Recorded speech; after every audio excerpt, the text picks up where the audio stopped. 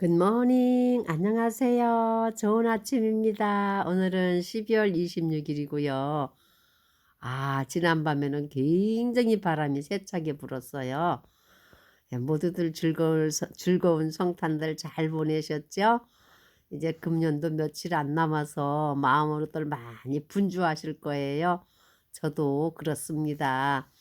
제가 지난 시간에는요, 이 평신도를 위한 조직신학 아주 간단해서 제가 쭉 학습하고 정리해 왔는데요. 청지기에 대해서 정리를 하고요. 이제 이 아침에는 이제 남은 시간을 할까 말까 했어요. 왜냐하면은 한 교단에 대한 거여서 장로교에 대하여 이렇게 책자에 나와 있어 이걸 내가 해야 되나 이렇게 하다가 한번 책을 쭉 읽어보니까 내가 너무 몰랐구나, 이거 공부해야 되겠네 해갖고 학습을 하기로 했습니다. 그동안 학습한 걸 보면은요, 종교에 대하여, 하나님에 대하여, 예수 그리스도에 대하여, 성령에 대하여, 인간에 대하여, 구원에 대하여, 교회에 대하여, 종말에 대하여, 청지기에 대하여, 그래서 오늘 아침에는 장로교에 대하여 이 부분을 공부하려고 하다 보니까 교회라는 부분을 다시 한번 내가 복습해야 되겠다 싶은 생각이 들더라고요. 그래서 교회란 무엇일까 다시 한번 복습하니까 교회란 칼, to call, 부르다는 뜻이고, 에클레시아, to call out, 불러내다. 그래서 교회는 부르심을 받은 성도들의 공동체다, 이렇게 볼 수 있고요. 그 다음에 교회의 본질은 무엇이냐? 교회는 하나님의 백성들의 모임이 교회의 본질이고요. 그 다음에 교회의 본질은 교회는 예수 그리스도의 몸입니다. 그 다음에 세 번째, 그러면 교회의 속성은 무엇이냐? 교회의 속성은 하나의 교회예요. 공동체니까 성령 안에서 부르심을 받은 그 성도들의 모임이기 때문에 하나의 교회여야 되고, 그 다음에 거룩한 교회입니다. 하나님에 의해서 to call out, 부르심을 받은 그러한 그리스도의 몸으로 이루어진 교회이기 때문에 거룩한 교회고요. 세 번째는 보편적인 교회예요. 어느 제한된 그 계급에 의한 교회가 아니고 누구에게나 열려있는 교회거든요. 그래서 캐톨릭, 모든 이에게 주신 것이 교회이기 때문에 보편적인 교회예요. 그 다음에 네 번째는 사도적인 교회다. 사도적이라는 건 뭐냐면 보내심을 받은 자, 무엇을 위해서? 복음을 위해서 보내심을 받은 자거든요. 복음을 전하라고. 그래서 교회는 복음을 전해야 하는 사도적인 교회라고 볼 수 있습니다. 그 다음에 그러한 교회가 사명이 있는데 그 사명이 뭐냐? 사도적인 속성을 이루기 위해서는 말씀을 선포해야 됩니다. 그리고 말씀이 떨어지는 데는 아멘하고 응답이 있어야 돼요. 백성들의 화답이 있어야 되거든요. 그 다음에 교회는 성례를 집행해야 됩니다. 성례가 뭐냐면은 예수님의 살과 피를 기념하는 그 행사거든요. 예수님께서 당신이 잡히시던 전날 밤에 그 제자들을 불러 같이 만찬을 준비하시고 이제 떡과 잔을 나누셔요. 포도주를 나누실 때 받아 먹으라. 이는 내가 너희를 위해서 주는 내 살이요, 내 피로다, 이랬거든요. 참된 음료로다 하시면서 예수님께서 성례전을 제정하시는 걸 볼 수 있어요. 언제까지? 내가 올 때까지 나를 기념해서 내 살과 내 피를 기념하라고 하셔요. 그 다음에 선교와 교육.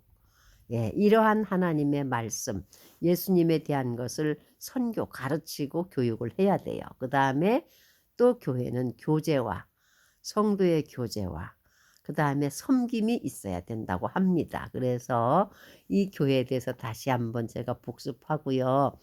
교회의 한 부분인 The Presbyterian Church, 교회의 한 부분인 장로교에 대해서 학습을 하기 전에 이 교회가 그 과가 있더라고요. 이 단락이 있더라고요. 그래서 그 장로의 교회에 들어가기 전에 첫 번째 정치제도로 본 교회, 두 번째 장로교의 성경적 근거, 세 번째 장로교의 역사적인 배경, 장로교의 새 원리, 그다음에 다섯 번째 칼빈주의 이렇게 다섯 단락을 총체적으로 해서 장로교에 대하여 해갖고 그 학습한 과가 있기 때문에 제가 이걸 한번 쭉 읽어보고 정리를 해봤답니다. 그래서 첫 번째 정치제도로 본 교회.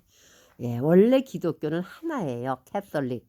그런데 왜 교회가 이렇게 많이 교파가 분리됐냐?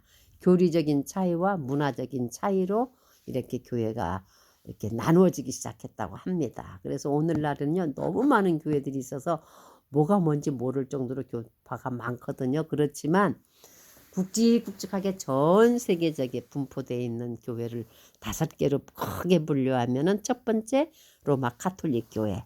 카톨릭이죠, 현재. 로마 카톨릭 교회고, 두 번째는 그리스정 교회.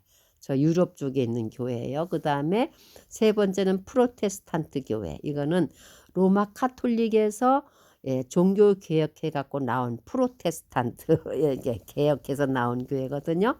개신교회예요, 오늘날. 그 다음에 네 번째는 러시아 정교회. 러시아 쪽에 있는 교회예요. 그 다음에 다섯 번째는 영국의 성공회.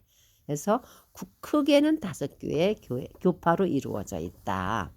그러면 프레스비테리안 장로교회는 어디에 속하느냐? 프로테스탄트 교회에 속합니다. 그 구교인 로마 카톨릭에서 종교개혁가 나올 때 프로테스탄트라는 저항하다, 대항하다라는 뜻을 가진 교회거든요. 그 교회에 속한 것이 장로교회라고 해요. 그 다음에 이 5교회의 교파가 어떤 정치를 하는데 그 교회 정치가 뭐냐면 그리스도로부터 분부받은 임무와 사명 수행을 하기 위해서 필요한 교회 행정 체제를 말한다고 합니다. 그래서 그 교회가 정치를 하는 그 목적이 뭐냐? 곧 예수님의 삶, 예수님의 그 생애와 예수님의 십자가와 예수님의 부활을 증거하는데 그 목적을 달성하기 위해서 교회가 행정을 하게 되는데 그 행정할 때는 어떤 제도가 있다고 합니다. 그 제도가 뭐냐? 5가지 제도래요. 첫 번째 교황제도, 감독제도, 회중제도, 대의제도, 그리고 무교직 제도, 이렇게 5가지 제도를 채택해서 사용한다고 합니다. 그래서 이 5가지 제도가 뭐냐 다시 한번 정리를 하면요. 첫 번째 교황제도는 로마 천주교에서 사용하는 제도인데 그 교황이라는 위계 제도가 있어요. 그래서 그 로마 카톨릭에서 사용하는 그 교황의 제도는 뭐냐? 그리스도로부터 직접 세워준 교황이다. 이렇게 인정하고 절대적이에요. 그리고 반항이나 이탈은 허용이 되질 않습니다. 그리고 그 위계 제도가 보면 그리스도 바로 밑에 마태복음 16장 16절에 17절이죠. 예수님께서 이 반석 위에 이 반석 위에 내 교회를 세우리니 하고 예수님께서 베드로를 일대 그 교회에 이제 사도로 세우시거든요. 그래서 여기에 보면은 위계 제도가 그리스도가 제일 위시고 그 다음에 베드로, 그 다음에 로마 교황, 주교 해갖고 사제 막 이런 식으로 쭉 위계가 잡혀 있는 제도가 로마 교황 제도예요. 그 다음에 두 번째는 감독 제도라는 게 있는데요. 이 감독 제도도 일종의 그 로마 교황 제도하고 비슷한 건데 감독을 세워서 그 감독이 모든 교직자와 교회 모든 것들을 관찰하게 하는 제도예요. 이것도 다른 말로 말하면 예수 그리스도가 베드로에게 준 목회권이 사도적인 계승 안에서 감독에게 전달되었다. 비슷하죠. 이러한 거고, 그래서 감독 제도는 영국 성공회에서 사용을 하는데 감독 제도의 그 역사성 굉장히 자기들이 주장하는 게 있어요. 그게 뭐냐면 감독직에 의한 교직이 어떤 교직보다 보편적인 성격을 띠고 있다. 이렇게 주장한다고 하고요. 감독적인 제도가 다른 어떤 제도보다 교회의 사도성을 보수하고 있다. 이제 고수한다는 거죠. 그 다음에 감독 제도가 좋은 목회적인 위치에 있다. 이렇게 해서 영국 성공회나 감리교회, 루터교회 이런 교회들이 감독제도를 사용한다고 합니다. 그 다음에 세 번째 회중제도는 뭐냐? 회중제도는요, 그 모든 교인들이 자유로운 신앙 고백을 토대로 삼아서 구성한 자치교회인데, 여기는 좀 특이한 게 그 예전이나 규칙, 목사나 집사 등 이렇게 교직을 선임할 때는 회중이 직접 선임한다고 합니다. 그러니까 아마도 그 어떤 조합처럼 회중의 권한이 센 것 같아요. 그래서 회중제도의 특징을 보면은요, 그 자주권을 기본 구조로 하기 때문에 상회권을 인정하지 않는다 그래요. 그 다음에 사도 계승권을 그 회중의 결정에 따라서 목사나 집사를 세운다고 합니다. 그래서 회중제도, 조합교회, 이런 회중제도를 선택하는 교회는 그 침례교회, 또 미국 안에 있는 그리스도교회, 형제교단 이런 데서 그 회중제도를 사용한다고 합니다. 그 다음에 네 번째 대의제도는 무엇이냐? 다른 말로 장로제도래요. 칼빈, 이 사람은 프랑스의 동북부 노용시에서 출생한 사람인데, 이 사람이 제네바에서 평신도들인 대표인 장로, 그러니까 평신도들의 대표가 장로가 되고, 그 다음에 성직자들의 대표인 목사가 함께 모여서 그 교리위원회를 이제 구성하게 되는데, 그것이 곧 당회래요. 그래서 당회를 만들어서 교회의 일을 대의제도 대신 하게 하고 민주적으로 처리하게 했다. 그래서 이 제도를 대의제도 또는 장로제도라고 부른다. 그러니까 평신도 대표인 장로와 성직자 대표인 목사가 함께 모여서 어떤 회를 구성하는데 그것이 당회제도다. 그래서 이 당회가 대신해서 어떤 제도를 교회적인 일을 처리하게 하는데 이거를 장로제도라고 한다. 이렇게 했고요. 이 대의제도, 장로제도의 특징이 뭐냐면 장로직이 부활됐다고 합니다. 왜냐하면 초대교회는 사도와 감독과 장로의 세 가지 근본 조직이 있었는데, 그러한 사도와 감독직 쪽에서 장로제도를 부활시킨 것이 대의제도다. 이렇게 볼 수 있고요. 그 다음에 개교회 위에 모든 교회 위에 교인을 대표하는 목사와 장로가 회원이 되는 그 노회가 있다고 합니다. 그러니까 당회가 있고 노회가 있고, 그 노회는 교회 설립이나 폐쇄, 그 다음에 목사의 임명 등을 관장하게 되는데, 교회 간의 교제와 협력이 잘 이루어지는 것이 대의제도라고 합니다. 그 다음에 교회 간의 지배나 피지배가 전혀 없다 그래요. 양심적 자유에 따라서 자의적으로 또는 자발적으로 복종하고 서로 협력한다. 그 다음에 교회가 정상적으로 성장하기 위해서는 세 교직을 둔다 그래요. 그 세 교직이 뭐냐면 목사와 장로와 집사직인데, 말씀의 선포와 가르침의 성례전은 목사가 하고, 신도 훈련을 책임 맡는 것은 장로가 하고, 자선사업과 봉사와 재정을 맡은 것은 집사가 해서 각자 임무를 통해서 상호간에 협력하게 되어 있다. 그래서 이 장로제도는 입헌적이고 대의적이고 민주적인 체제다.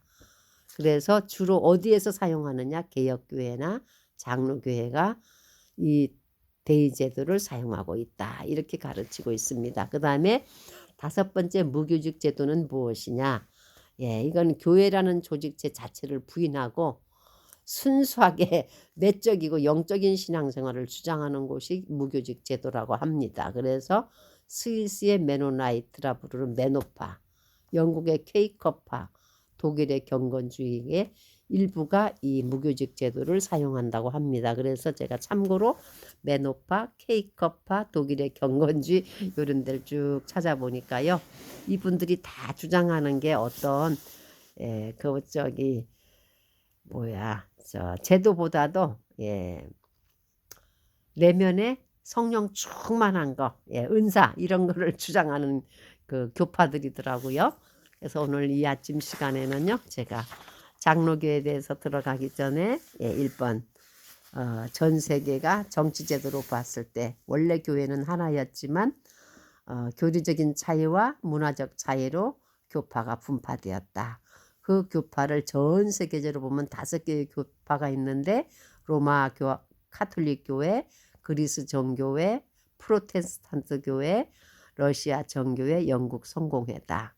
그리고 이 5개의 교파들이 각자 예수 그리스도의 삶과 십자가와 부활을 증거하기 위한 교회의 사명을 담당하기 위해서는 행정적인 제도가 필요한데 그 제도를 어떤 걸 쓰느냐에 따라서 교황제도, 감독제도, 회중제도, 대의제도 그리고 무교직 제도 5가지의 제도가 있는데 로마 카톨릭은 교황제도를 쓰고 감독제도는 그 이제 성공회나 감리교회 같은 데서 사용하고 회중제도는 프로테스탄트 교회들도 사용하고 미국 내에 있는 그 형제교단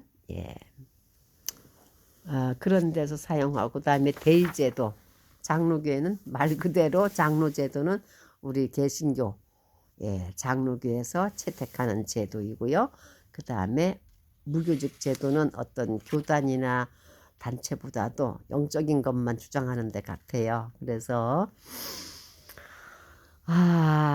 장로교에 대해서 원래 기독교는 하나였지만 교파가 전 세계적으로 5개의 교파로 이루어져 있다. 그리고 각 교회들은 그리스도의 삶과 십자가의 부활을 증거하기 위해서 이 교회의 목적을 달성하기 위해서 5개의 제도를 사용한다.